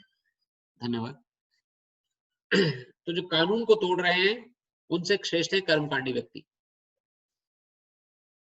दूसरे प्रकार के व्यक्ति कौन होते हैं? जो श्रम के फल का त्याग करते हैं, कर्मयोगी। ये स्टेप नंबर 2 पर होते हैं। कर्मयोगी जो कि हमने पढ़ा किस प्रकार से जो अकर्म में या जो लगे हुए हैं, किस प्रकार जिनको कर्म से जिनको कर्म से बस मतलब है, कर्म के रिजल्ट से जैसे कोई मतलब नहीं है, उन्हें नहीं चाहिए कर्म का रिजल्ट। जिस प्रकार एक सैनिक होता है, सैनिक जो होता है वो उसको अपने कर्म फल से कोई मतलब नहीं है। अगर वो देश की सेना पर लड़ रहा है, वो सिर्फ अपने देश के बारे में सोच के लड़ रहा है। उसी प्रकार से वो कर्मयोगी की श्रेणी में आता है, जो कि स्टेप नंबर 1 में, जो कि उन लोगों से श्रेष्ठ है जो कि कर्म कांड में लगे हुए हैं। कर्म कांड अर्थात जो कि धार्मिक अनुष्ठान तो कर रहे हैं, लेकिन धार्मिक अनुष्ठान का उद्देश्य क्या है? खुद की प्रसन्नता। उससे श्रेष्ठ है कर्मयोगी। कर्मयोगी जो कि कर्म कर रहा है जिसे अपने रिजल्ट से कोई मतलब नहीं। उससे ऊपर स्टेप नंबर 2 पे जो व्यक्ति हैं, ये कर्मयोगी जो है, कर्मयोग अर्थात जो कि अपने रिजल्ट की इच्छा की चिंता किए बिना। स्टेप 2 में फल का त्याग करना तो आ ही जाता है, यानी जो स्टेप 1 में हमने गेन किया वो तो आ ही गया। साथ साथ और क्या आ गया? ब्रह्म ज्ञानी बन जाते हैं। यानी संसार जो है ब्रह्म है, मतलब संसार भगवान की शक्ति द्वारा चल रहा है, लेकिन शक्ति है जो संसार को चला रही है, और वो तपस्या करते हैं वो शक्ति को अर्जित करने के ब्रह्म, उसे उन्हें ब्रह्म ज्ञानी कहा जाता है, जो कि कहते हैं जो ज्ञान मार्गी ज्यादातर अपनाते हैं। जैसे कि वेदांत को पढ़ेंगे या जो फिलॉसफी को पढ़ेंगे, उस फिलॉसफी के माध्यम से संसार में ये तो मानेंगे, एडमिट करेंगे कि संसार की शक्ति से चल रहा है, लेकिन उसका स्वरूप नहीं है कोई। संसार की शक्ति जो है वो सभी तरीके से सब पर विद्यमान है। कई लोग उसे नेचर को भी बोलते हैं, नेचर के द्वारा संसार चल रहा है। तो वो स्टेप नंबर 1 पे जो थे उनसे श्रेष्ठ हैं, क्योंकि उनके अंदर ये तो है कि उन्होंने फल का त्याग कर दिया है, तपस्या में लगे हुए हैं, लेकिन ब्रह्म ज्ञानी है, इसलिए वो ज्ञान मार्गी कहलाते हैं। यानी उन्होंने ज्ञान का मार्ग अपनाया है, ज्ञान के माध्यम से समझने का प्रयास कर रहे हैं कि वास्तव में सर्वशक्तिमान क्या है। उनका निष्कर्ष क्या निकला है? निष्कर्ष ये निकला है कि भगवान जो है उनका कोई स्वरूप नहीं है, वो एक ब्रह्म है, एक प्रकाश पुंज है, जो कि शक्ति है, जो संसार में व्याप्त है। जिस प्रकार सूर्य का प्रकाश है और सूर्य है, सूर्य का प्रकाश पूरे संसार में व्याप्त होता है, जो हमें देखने को मिलता है, लेकिन सूर्य को हम नहीं देख पाते। तो जो लोग सूर्य के प्रकाश को ही सब कुछ समझ लेते हैं, वो ज्ञानी मार्गी श्रेणी में आते हैं। स्टेप नंबर 3 जो उनसे श्रेष्ठ व्यक्ति बनता है, वो व्यक्ति है जो कि जिसने नीचे के तीनों स्टेप को तो प्राप्त कर लिया है, कि वो फल की प्राप्ति की इच्छा भी नहीं है उनमें, ज्ञान और मन पर नियंत्रण भी जिसका है, और उसने अष्टांग योग पद्धति एक तरह की श्रेणी है योग के अंदर, जिसे अष्टांग योग कहा जाता है। जैसे अभी तक हमने ज्ञान योग समझा जो स्टेप नंबर 2 पे था, उससे पहले हमने कर्म योग समझा जो कि स्टेप नंबर 1 पे था। कर्म योग अर्थात जो कि कर्म, और जो कर्म योग, फिर ज्ञान योग, अब अष्टांग योग जो कि ध्यान योग की ही परिकाष्ठा है। उसमें 8 प्रकार की आसन है, मुद्राएं, यम, नियम, ध्यान, प्राणायाम, और अंत में जो स्थिति आती है वो आती है समाधि की स्थिति आती है। तो अष्टांग योग व्यक्ति जो होता है वो परमात्मा रूप में भगवान को अपने अंदर देखने लगता है, कि भगवान सर्वव्यापी तो है ही, लेकिन घट घट में और सभी जीव के रोम रोम में भी व्याप्त है। ऐसा व्यक्ति जो बनता है वो व्यक्ति होता है स्टेप नंबर 3 पर, जो कि सभी जीव के अंदर भगवान का अंश को देखता है। दूसरे स्टेप वाला व्यक्ति ये नहीं देख पाता। दूसरे स्टेप वाला व्यक्ति देखता है भगवान शक्ति है, चारों तरफ चला रही है। तीसरे स्टेप वाला व्यक्ति जो है वो दूसरे व्यक्ति के अंदर, हर जीव के अंदर भगवान की दृष्टि को देखता है और अपने अंदर भी देखता है कि मेरे अंदर परमात्मा रूप में भगवान विद्यमान है। चौथा और जो फाइनल स्टेप होता है व्यक्ति, वो नीचे के सारे स्टेप के सारे गुण होते हैं, सारा ज्ञान उसके अंदर होता है, अष्टांग योग की सारी सिद्धियों को और समाधि स्थिति तक वो प्राप्त होता है और कृष्ण की ओर प्रिय भक्ति सेवा में वो लगा रहता है। यानी वो समझ चुका है कि भगवान जो है सर्वव्यापी भी है, भगवान लोकलाइज्ड भी है, परमात्मा मेरे अंदर परमात्मा रूप में भी विद्यमान है और भगवान जो है उनका एक पर्सनल स्वरूप भी है, उनका पर्सनल, जैसे मेरा एक पर्सनल आइडेंटिटी है, पर्सनल स्वरूप है, ऐसे भगवान का भी एक पर्सनल स्वरूप है, उनकी आइडेंटिटी है और वो उस पर्सनल स्वरूप और उस आइडेंटिटी की उपासना में, सेवा में लग जाता है। तो वो भगवान की परिभाषा हमने पसंद दी, भगवान कौन है? कृष्ण भगवान है और कृष्ण की सेवा में लग जाता है व्यक्ति, तो वो भक्ति योगी कहलाता है। तो 4 प्रकार के योग हमने देखे। उन योग श्रेणी में आने से पहले हमने देखा कर्मकांडी व्यक्ति। कर्मकांडी से भी निकृष्ट कौन होता है? जो कि नियमों से लेना देना ही नहीं है, जिसको हमने देखा कि वो कोई मतलब ही नहीं भक्ति से, पूजा पाठ से। वो हम देख चुके हैं किस प्रकार व्यक्ति थे पिछले स्लाइड में। उनसे ऊपर कर्मकांडी व्यक्ति है जो देखता है कि किस प्रकार का जो धन, जो मैं हवन आदि या जो पंडितों की बातें मान रहा हूँ, मेरा भौतिक कल्याण होता रहे बस। तो उस पर वो शनिवार को तेल भी चढ़ाएगा शनिदेव जी को, मंगलवार को हनुमान जी को प्रसाद चढ़ाएंगे हम। इनमें हमारा उद्देश्य क्या है? कि हम सुखी रहें, बस हमारा परिवार सुखी रहे। उससे श्रेष्ठ है कर्मयोगी, जो कि कर्म कर रहा है, फल की चिंता नहीं कर रहा, वो सिर्फ कर्म कर रहा है अपनी शक्ति को, सर्वोपरि को सुखी करने के लिए। उनसे सर्वोपरि व्यक्ति वह है जो कि फल का त्याग तो किया हुआ है, लेकिन भगवान को ब्रह्म रूप में स्वीकार करके भगवान को ही प्राप्त करने का प्रयास कर रहा है, जिसे कि हम ज्ञान योग और ज्ञान के मार्ग से, वेदांत फिलॉसफी पढ़ता है, वो वेदांत पढ़ता है, वेदांतिस्ट कहलाता है। तो ज्ञान मार्गी व्यक्ति वो व्यक्ति होता है। ज्ञान मार्ग से श्रेष्ठ है ध्यान मार्ग, अष्टांग योगपत्ति योग के माध्यम से, जिस प्रकार हम भगवान को परमात्मा रूप में जानते हैं कि परमात्मा रूप में भी भगवान विद्यमान है, मेरे अंदर, सभी जीव के अंदर विद्यमान है। और उससे भी सर्वोपरि व्यक्ति जो है वह भक्ति योगी, जो भगवान को समझता है कि सभी के अंदर तो है ही, लेकिन उनका खुद का भी स्वरूप है। तो यहाँ मैंने रिपीट इसलिए किया कि थोड़ा सा लिंक बन सके। तो जनक प्रभु जी, आपका प्रश्न का उत्तर मिला होगा। ये सभी व्यक्ति जो हैं ये अलग अलग लैडर पर हैं, अलग अलग स्टेप पर। इसका मतलब ये नहीं है कि ये अलग अलग प्रोसेस फॉलो कर रहे हैं। लैडर, यहाँ पे सीढ़ी दिखाने का जो अर्थ है वो ये है कि प्रोसेस सभी का वही है, अल्टीमेट गोल सभी का वही है, सुख की प्राप्ति, भगवान की प्राप्ति, किस तरह से पहुंचा जाए। लेकिन उस प्राप्ति के लिए, उस प्रयास में वो अलग अलग श्रेणियों में खड़े हुए हैं सभी। मैं हो सकता है कि अभी स्टेप 0 पर ही हूं, आप हो सकते हैं कि आप स्टेप 3 पर पहुंच चुके हों। हम सभी को यही सीढ़ी चढ़ के भगवान तक जाना है। यही हमारा अल्टीमेट गोल है ना जीवन का, यही हमारे अल्टीमेट जीवन का गोल है जिस पर हमने समझा। हरे कृष्ण प्रभु, ये सब तो योग के स्टेप्स हैं। वो जो लोग, कुछ लोग नेगेटिव में भी है, जिनके बारे में कह रहे हम बात ही नहीं कर रहे, तो ये तो वहाँ। धन्यवाद, हरे कृष्ण प्रभु जी। तो ये हमने इसको हम और प्रश्न की श्रेणी में लेंगे और मैं 5 मिनट में इसको बस अभी विराम देने का प्रयास करूंगा कि किस प्रकार से हम अलग अलग श्रेणियों में यहाँ पर विद्यमान है। अब भक्ति योगी जो सर्वोपरि है, वो क्यों सर्वश्रेष्ठ है? इन सभी प्रक्रियाओं में भक्ति योगी सबसे ऊपर बोला गया है कि कृष्ण को जो अपनी भावनाओं में बैठा के सेवा भक्ति में लगता है, क्योंकि वह व्यक्ति जो है उस प्रकार है जिस प्रकार कोई व्यक्ति को अगर 7वें 8वें मंजिल पे जाना हो और वो लिफ्ट का सहारा लेके चढ़ जाए, और वही 7वीं 8वीं मंजिल को किसी को सीढ़ी चढ़ के जाना हो, तो कितनी मेहनत लगती है। तो भले ही कोई अगर ये समझे कि नहीं, पहले मैं कर्म योग को समझूंगा, उसके बाद फिर मैं ज्ञान योग को समझूंगा, उसके बाद फिर मैं ध्यान योग को समझूंगा और अष्टांग योग पद्धति फॉलो करूंगा और फिर कहीं जाके मैं भक्ति योगी बनूंगा। अगर वो एक एक स्टेप चढ़ के जाने का प्रयास करेगा तो उसको पहुंचेगा तो जरूर समय समय पर, लेकिन समय लग जाएगा।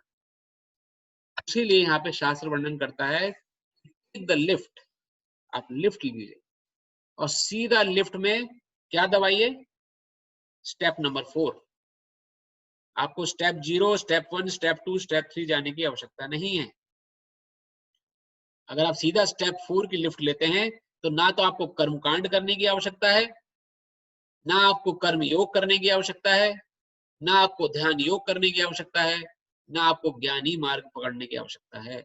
अगर आपने सीधा भक्ति मार्ग पकड़ लिया तो आप गंतव्य तक पहुंच जाओगे। अब भक्ति योग क्या है? भक्ति योग अर्थात 9 प्रकार की प्रक्रियाएं।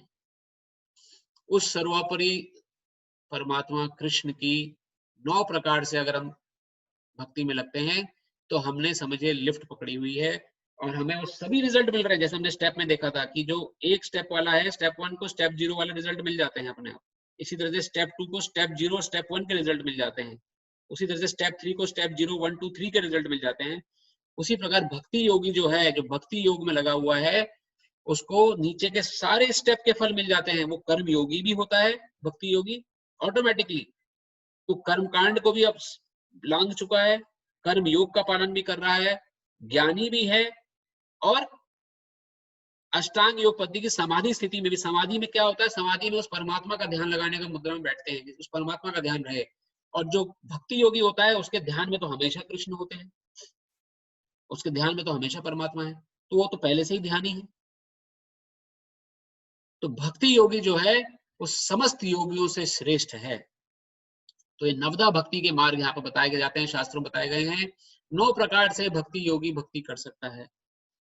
कौन कौन से? श्रवणम, कीर्तनम, स्मरणम, वंदनम, अर्चनम, वंदनम, दास्यम, साख्यम, आत्मनिवेदनम।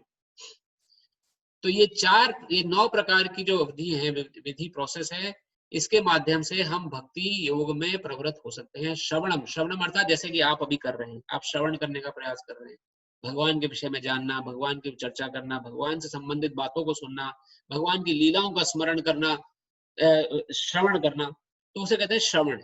सुनना, कान रूपी इंद्री से भगवान के दर्शन को करने को उसे कहते हैं श्रवण। अगर आप सुनते हैं तो आप भक्ति योगी हैं, आप वो चारों 5 स्टेप पूरे करके आ चुके हैं अगर आप भगवान के बारे में श्रवण कर रहे हैं, ऐसा शास्त्र बोलता है।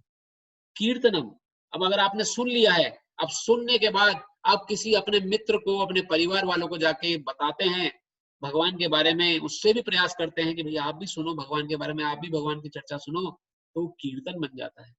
तो आप कीर्तन की श्रेणी में आ जाते हैं, आप कीर्तन कर रहे हैं उस समय भगवान के नाम का कीर्तन। तो श्रवण किया पहले आपने, फिर कीर्तन किया। स्मरण, स्मरण अर्थात अब आप खाली बैठे हैं, खाली बैठने के बाद आपको स्मरण आ गया भगवान की किसी लीला का। अरे भगवान माखन चोरी किया करते थे, कितना सुंदर दृश्य था, चोरी भी करी फिर भी फेमस हो गए। आमतौर पर कोई व्यक्ति चोरी करे तो उसे डंडे पड़ते हैं, लेकिन भगवान ने माखन चोरी करी तो फिर भी वो कितने सिद्ध महात्माओं के को प्रसन्नता प्रदान करती है उनकी लीला। तो माखन चोर कहलाए। भगवान की किसी लीला का स्मरण हो रहा है तो ध्यान मुद्रा में बैठे, आप ध्यान योगी बन गए।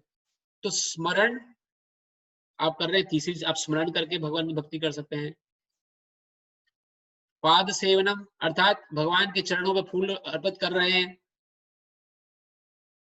और भगवान के चरणों पे पुष्पांजलि कर रहे हैं। रोज सुबह भगवान को पूजा करने से पहले भगवान को पुष्प अभिषेक कर रहे हैं, उनके चरणों में फूल चढ़ा रहे हैं या तुलसी पत्र चढ़ा रहे हैं। अर्चनम, आरती कर रहे हैं भगवान की, धूप दीप नैवेद्य से भगवान कृष्ण को धूप दिखा रहे हैं, दिया दिखा रहे हैं, आरती कर रहे हैं, अर्चनम की श्रेणी में आता है। वंदनम, भगवान को प्रणाम कर रहे हैं, नमस्कार कर रहे हैं, किसी कार्य को करने से पहले, घर से बाहर निकलने से पहले भगवान को प्रणाम करके जा रहे हैं, घर के अंदर घुसने के बाद भगवान को प्रणाम कर रहे हैं। भगवान आपकी कृपा से मैं जा रहा हूँ, आप जो भी कार्य करने जा रहा हूँ कृपा उसमें मुझे सफलता, अगर आपकी इच्छा है तो उसमें सफलता दीजिएगा। घर के अंदर आए तो फिर भगवान को पुनः प्रणाम किया, भगवान आपकी कृपा से मैंने कार्य संभव किया, मुझे पता नहीं क्या रिजल्ट मिलेगा, मगर मैं इतनी शक्ति आपने मुझे दी कि मैं घर से बाहर जाके काम कर सका, कृपा मेरा प्रणाम स्वीकार करिए कि मैं घर में वापस आ गया। तो घर से बाहर निकलने से पहले भगवान को प्रणाम किया, घर के अंदर आके भगवान को प्रणाम किया, मध्यम के प्रोसेस में आ गए। दास्य, दास्यम अर्थात भगवान की दास भाव में सेवा करना, भगवान के मंदिर को रोज साफ करना, भगवान के अर्चा विग्रह को साफ करना, भगवान के लिए नित्य भोग बनाना, भोग बना के भगवान को खिलाना, और भगवान के लिए भगवान के प्रमुख त्योहारों को, जन्माष्टमी ऐसे त्योहारों को उसको सेलिब्रेट करना उत्साह से। और हमारे जीवन में जो गतिविधियां हो रही हैं उनका कारण भगवान को बनाना, जिस प्रकार से जैसे हम नौकरी पे जाते हैं तो अपने मैनेजर को सर्वोपरि मानते हैं, भाई मेरा मैनेजर कहेगा तो मैं काम करूंगा, अपने मैनेजर की प्रसन्नता के लिए कार्य करने लग जाते हैं। तो अपने मैनेजर को, अपने भगवान को ही अपना मैनेजर बना देना वो दास्य श्रेणी में आता है कि मेरे जीवन के मैनेजर जो हैं वो कृष्णचंद्र हैं, उनकी इच्छा से मैं अपना जीवन जी रहा हूँ, जैसा वो चला रहे हैं मेरा जीवन चल रहा है, वो दास्य भाव में आता है। सख्य भाव, सख्य अर्थात भगवान से, भगवान की बताई, अब सखा जो होता है वो अपने मित्र की बात सुनता है। कोई मित्र अपने मित्र की, कोई व्यक्ति कब किसी की बात सुनेगा, जब वो मित्र भाव होगा। तो भगवान की बातों को समझना, अपने जीवन बताने का प्रयास करना सख्य भाव में आता है। आत्मनिवेदनम, आत्मनिवेदन, भगवान सब कुछ जो निवेदन करना है भगवान के ही चरणों में निवेदन करना है, कहीं और नहीं जाना, उन्हीं के ही चरणों में पड़े रहना है बस, चाहे जीवन में सुख आए चाहे जीवन में दुख आए। तो ये 9 प्रकार की विधियां जो हैं इन्हें नवधा भक्ति कहा गया है। श्रवणम कीर्तनम विष्णु स्मरणम पाद सेवनम अर्चनम वंदनम दास्यम साख्य आत्मनिवेदनम। तो बहुत सुंदर वर्णन मिलता है शास्त्रों में कि इन नवधा भक्ति में जो व्यक्ति लगता है उसको वो भक्ति योगी कहलाता है। और इनमें से भी जो सर्वोपरि 2 विधियां हैं वो क्या है, श्रवण और कीर्तन। अगर आप श्रवण कीर्तन करेंगे तो वो इन 9 विधियों में भी सबसे ऊपर है। श्रवण आप कर ही रहे हैं, जैसे जैसे आपका ज्ञान बढ़े आप कीर्तन करना प्रारंभ करें, और लोगों को बताइए हमारे प्रयास के में जो कथा चल रही है, और लोगों को भी आप भगवान से जोड़ने का प्रयास करेंगे तो कीर्तन की श्रेणी में आएंगे। तो ये जो प्रक्रिया है इसे भक्ति योग कहलाया जाता है। भगवान के बारे में सुनना और सुन के फिर आचरण में लाना, वही भक्ति है।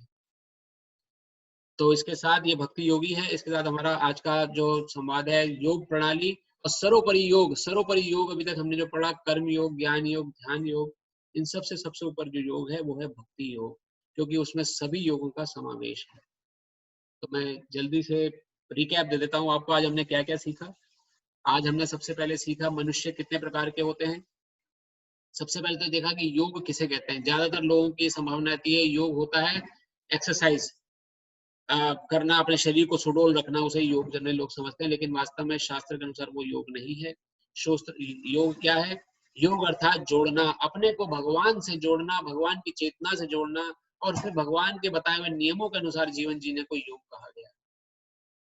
फिर योग कितने प्रकार के मनुष्य होते हैं? प्रमुख तौर पे 2 प्रकार के होते हैं, जो कानून का पालन करते हैं, जो कानून का पालन नहीं करते। कानून को तोड़ने वाले हमने सीखे किस प्रकार से, जो अपनी इच्छा से जीवन जी रहे हैं, जिनको कोई लेना देना नहीं ईश्वर से, जो कि द्विपदा पशु के समान है, 2 पैर का जानवर। जिस प्रकार जानवर जीवन जीता है उसी प्रकार अपना जीवन जी रहे हैं, वो कानून को तोड़ते हैं। कौन लोग कानून को नहीं, जो लोग कानून को नहीं तोड़ते, वो 4 प्रकार के व्यक्ति किस श्रेणी में आते हैं। या तो कुछ लोग कर्मकांडी होते हैं, जो कि अपने कर्म जो कोई भी आध्यात्मिक प्रोसेस करते हैं अपने मटेरियल गेन के लिए या कुछ भौतिक स्तर पे सुख प्राप्त करने के लिए, कर्म योगी होते हैं, ध्यान योगी होते हैं, ज्ञान योगी होते हैं, और सर्वोपरि जो उनसे ऊपर बढ़कर है वो भक्ति योगी होता है। जिस प्रकार हमने योगा लैडर देखा, योगा लैडर में हमने समझा कि योगा लैडर में सबसे नीचे कर्मकांडी है, कर्मकांडी के बाद उससे ऊपर कर्म योगी आता है। अब कर्म योगी में मैं एक चीज आपको बताना भूल गया, सकाम कर्म और निष्काम कर्मी 2 प्रकार के भी श्रेणियां आती हैं, जो हमने फ्लो चार्ट में देखा था। सकाम कर्मी वह व्यक्ति है जो किसी इच्छा से, किसी कामना से काम कर रहा है। निष्काम वह व्यक्ति है, जैसे सैनिक का हमने एग्जाम्पल देखा था। कर्म योगी जो है वो निष्काम कर्म योगी होता है, जो कि सर्वोपरि समझा गया है, जिसको अपने रिजल्ट से कोई मतलब नहीं। उससे भी ऊपर व्यक्ति कौन है? जो कि ज्ञान मार्गी है, जो ज्ञानी है, जो कि समझ चुका है कि वास्तव में कर्म तो मुझे भगवान की प्रसन्नता के लिए और अपने लिए नहीं करना है, लेकिन वास्तव में कर्म किसके लिए कर रहा हूँ? मैं ब्रह्म के लिए कर्म कर रहा हूँ, मैं इस पूरे संसार में जो शक्ति चला रही है संसार को, उसके लिए कर्म कर रहा हूँ। वो ज्ञान मार्गी होता है। ज्ञान मार्गी से श्रेष्ठ कौन होता है? ध्यान मार्गी, जो अष्टांग योग फॉलो, अष्टांग को अपनाता है। इस प्रकार से परमात्मा को स्वीकारता है कि परमात्मा ही सर्वोपरि है, और उनसे ऊपर जो कौन व्यक्ति है वो है भक्ति योगी। भक्ति योगी अर्थात वह व्यक्ति जो कि भगवान को ही, भगवान कृष्ण के एक साकार रूप को सामने रख के उस रूप की सेवा अर्चन में 9 प्रकार से लग जाता है, जो कि नवदा भक्ति का प्रोसेस हमने देखा।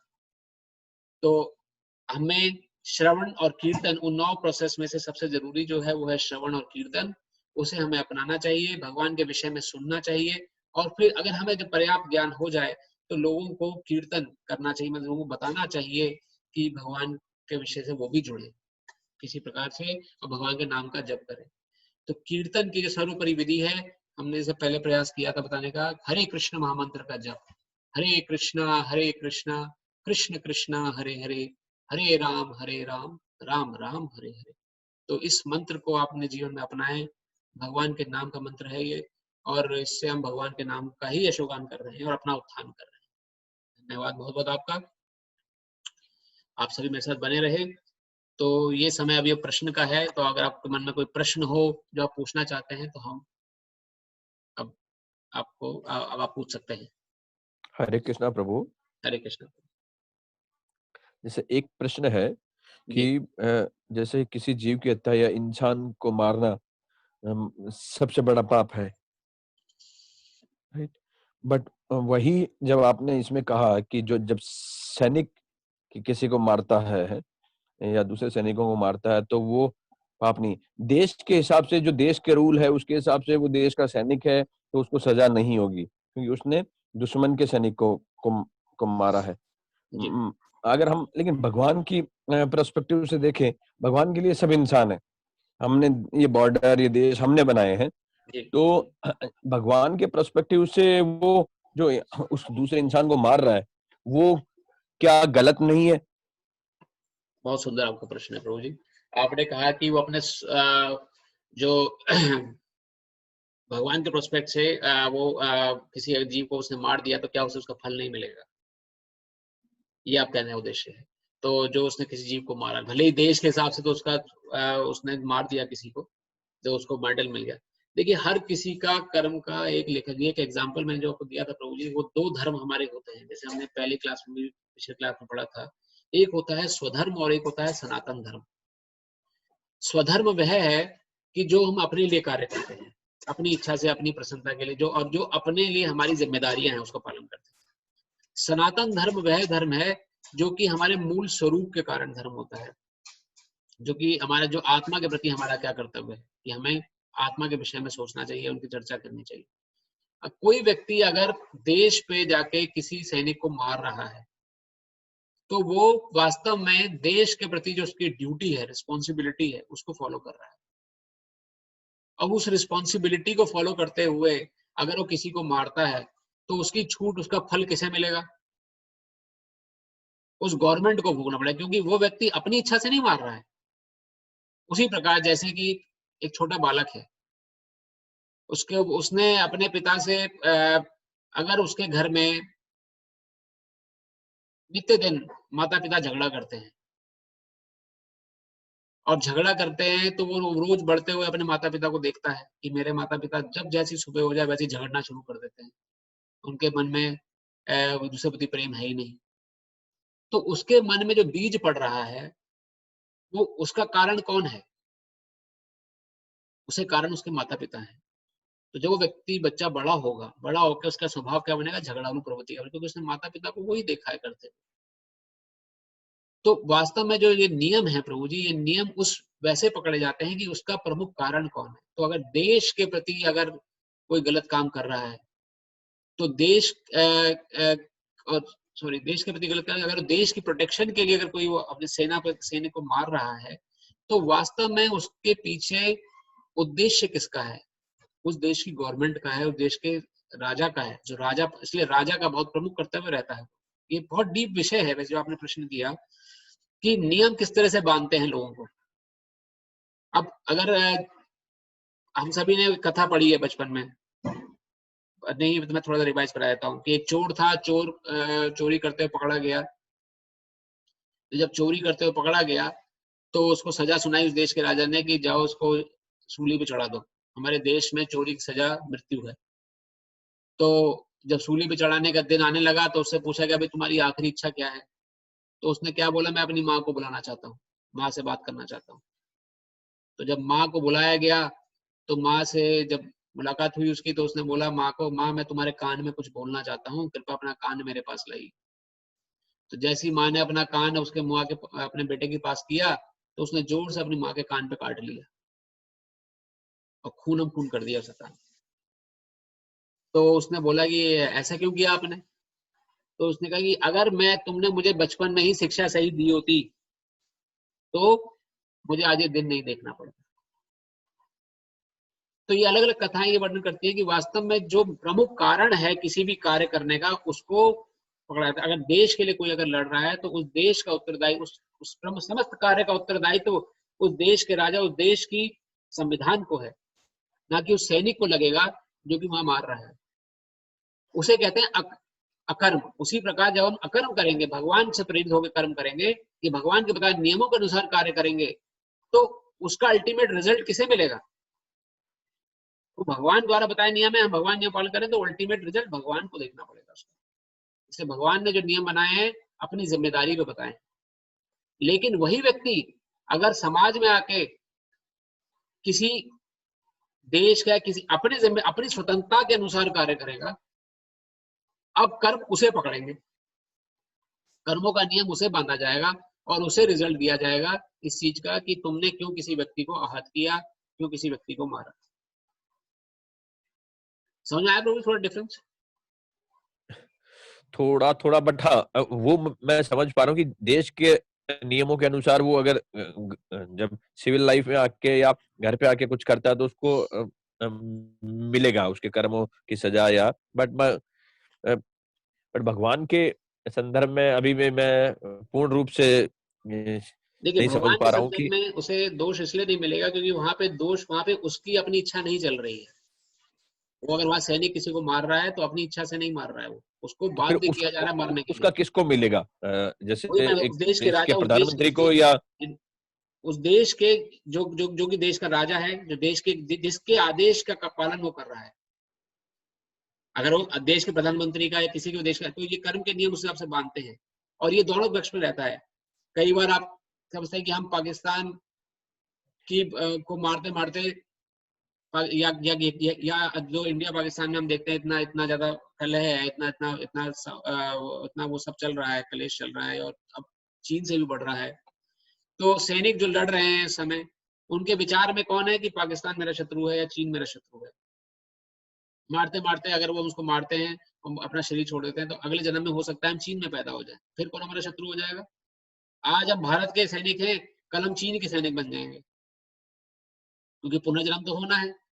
अगर पुनर्जन्म होके हमें चीन में जन्म मिल गया, तब हमारा दुश्मन कौन बन जाएगा? भारत बन जाएगा।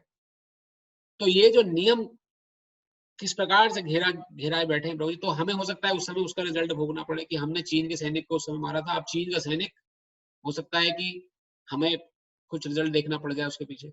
तो आपका जो प्रश्न का उत्तर था कि वो जो सेना जो सैनिक है, जो जो एलओसी पे जाके लोगों को मार रहा है, उसका उत्तरदायित्व उसे नहीं लगेगा, क्योंकि वो बाध्य है अपने प्रशासन का, अपने राजा का आदेश मानने के लिए, अपने प्राइम मिनिस्टर का आदेश मानने के लिए।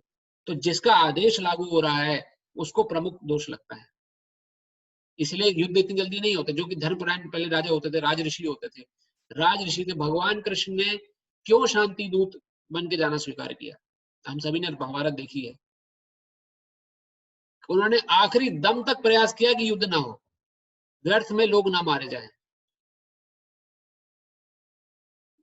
क्योंकि उनका प्रमुख ये होता है कि युद्ध हुआ तो हम तो चलो सब लोग बड़े घर के लोग हैं, राजा हैं और सब अपने अपने हमारी रोजी रोटी चल जाएगी। उनका मेन प्रमुख पहलू यही था कि जो हजारों सैनिक मारे जाएंगे मेरे पक्ष से और दूसरे पक्ष से, उनकी निर्मम हत्या का कारण ये युद्ध बनेगा, इसलिए मैं अपने आखिरी दिन तक प्रयास करूंगा कि युद्ध ना हो। और शांति दूत बन के क्यों गए? इसीलिए गए कि एक बार तो मान ले, कम से कम 5 गांव दे दो बस पांडवों को। दुर्योधन से मांग करी थी, वो युद्ध अभी छोड़ देंगे, 5 गांव। दुर्योधन क्या बोलता है? सुई की नोक के बराबर भी जगह नहीं दूंगा मैं पांडवों को, 5 गांव तो बहुत दूर की बात है। तो ऐसे व्यक्तियों का शमन होना जरूरी है। तो भगवान, मेरे थोड़ा सा डेविड इसलिए हुआ कि भगवान की और जो राज ऋषि होते हैं, जो राजा होते हैं, जो प्रमुख राजा होता है, जो कि समझदार राजा होता है और जो कि समाज में धर्म के अनुसार जीवन जीना चाहता है, वो युद्ध की अनुमति इतनी जल्दी नहीं देता, क्योंकि वो जानता है इसका रिजल्ट मुझे देखना है। उसका रिजल्ट किसी सैनिक को नहीं लगेगा, उसका रिजल्ट राजा को देखना पड़ता है, क्योंकि उसके आदेश पर युद्ध हो रहा है। और ऐसे राजा राजऋषि कहलाते थे। राजा होने के बाद भी ऋषि होते थे, जो कि अंत तक प्रयास करते थे कि युद्ध को टाला जाए, क्योंकि युद्ध में जितनी भी हत्याएं होंगी उसका उत्तरदायित्व हमारे ऊपर आएगा। तो आप ये ना समझिए कि सैनिक को वहां पर रिजल्ट मिल रहा है, सैनिक को तो उसके कार्य का मेडल मिल जाएगा और उसको वो इसका रिजल्ट भी तात्पर्य देना होगा। हम ये समझें कि भाई जिसका जो कर्म है वो अगर कर्म कर रहा है तो उसको वो उसका कर्म ही वही है, इसलिए वो कर्म कर रहा है। जैसे पहले हिंदू धर्म में वर्ण बांटे गए कि क्षत्रिय है, क्षत्रिय, वैश्य और अ, इस तरह।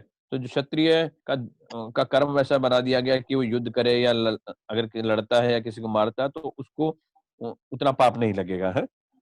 जी प्रभु जी, उसको वास्तव में उतना एक तो अगर वो कर्म योग के अंतर्गत रह के कर्म कर रहा है, अगर वो कर्म योग से परे होकर स्वतंत्रता होकर कार्य कर रहा है, तो उसे उसका रिजल्ट लगेगा। कर्म योग अर्थात रिजल्ट की चिंता किए बिना, और जो अपने आदेश, अपने सर्वोपरि शक्ति का पालन करते हैं।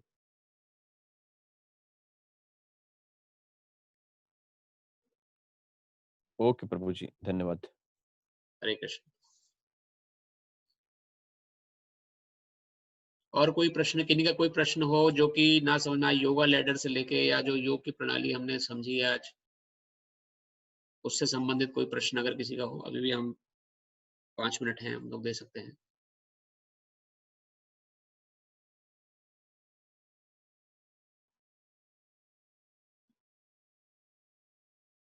चलिए, अगर अभी हमारे पास अभी अगर प्रश्न नहीं है तो अगर और किसी का नहीं है तो मैं पूछ जी लेता जी, हूँ पूछिए प्रश्न। पूछिए।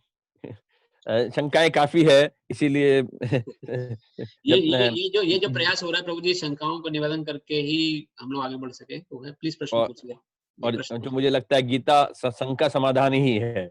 जी ओके। तो जैसे आपने पिछले अध्याय में बताया था कि 64,000 योनियां हैं, हर पशु जीव ये सभी अलग अलग योनियों में आत्मा जन्म लेती है।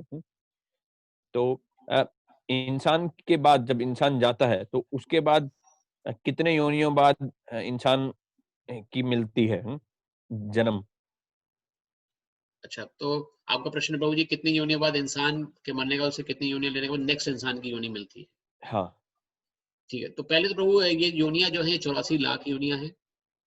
84 lakhs 800 84 लाख। 8 lakh 400,000।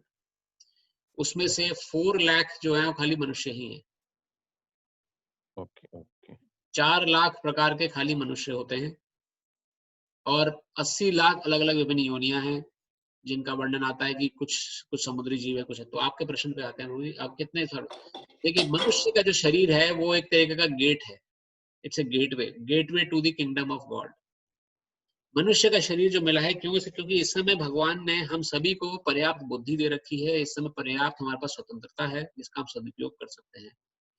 लेकिन इस स्वतंत्रता का दुरुपयोग अगर नहीं कर पाते, तो कानून तोड़ने वालों की श्रेणी में आते हैं, जो कि हमने आज पढ़ा। कानून जो तोड़ देते हैं या किसी चीज पे विश्वास नहीं करते और अपने मनमाने ढंग से प्रयास करते हैं, तो इस शरीर के जाने के बाद हमें हमारे कर्म के अनुसार, जो हमारे कर्म प्रधान रहा है, तो ये हम भगवत गीता में आगे समझेंगे किस प्रकार भगवान वर्णन करते हैं। मृत्यु के समय जैसी हमारी भावना रहती है, उस भावना के अनुसार हमारा अगला जीवन मिलता है।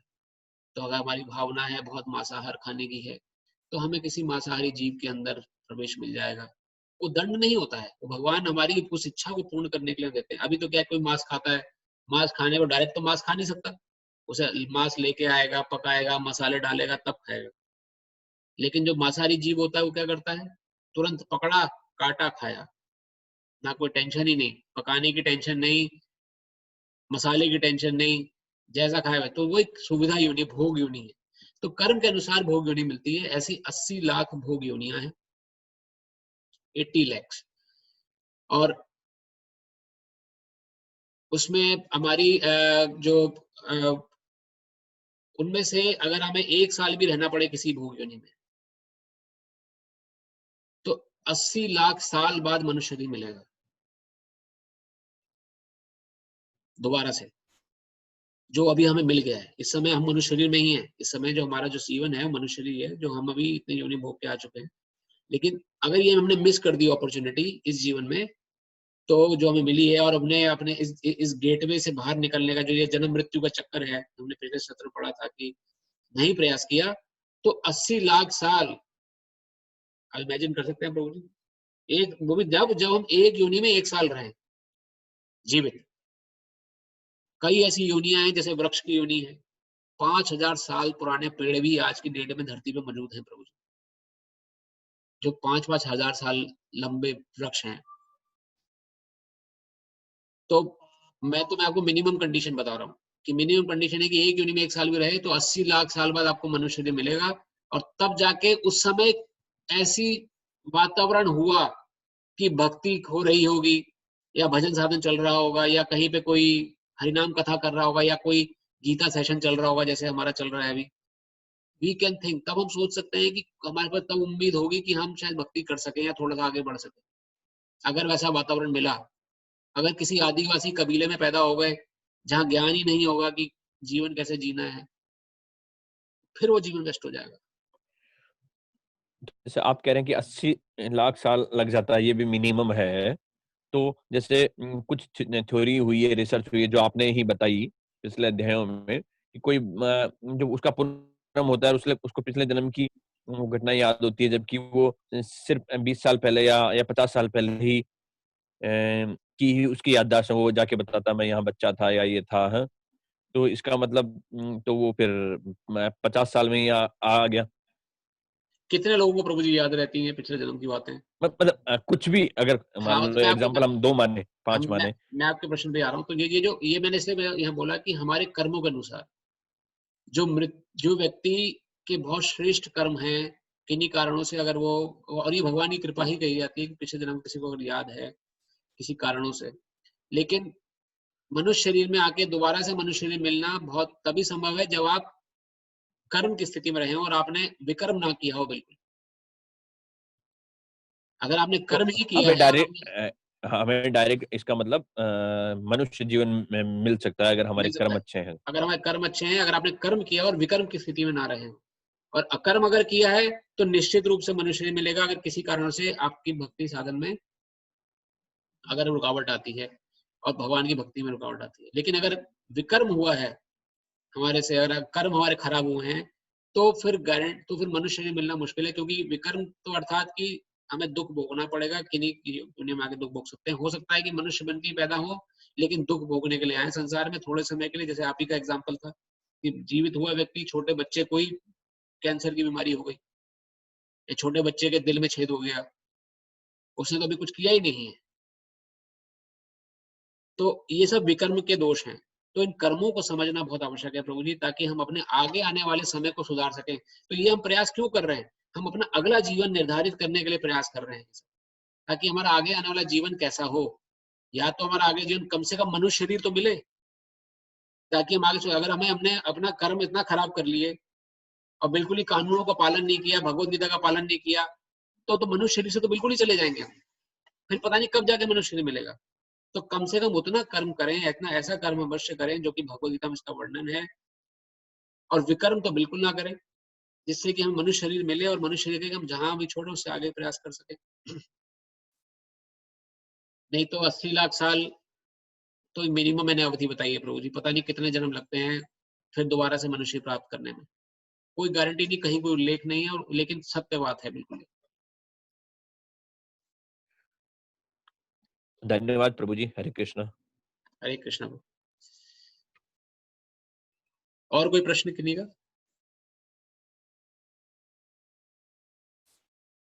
अच्छा, मेरा एक छोटा प्रश्न ये है कि आप में से कितने लोग अभी हरिनाम जप करना प्रारंभ कर दिए हैं, जिनको जगह हमने प्रार्थना करी थी कि अब हरे कृष्ण महामंत्र है, तो क्या आप सभी को समय मिल पा रहा है जप करने का?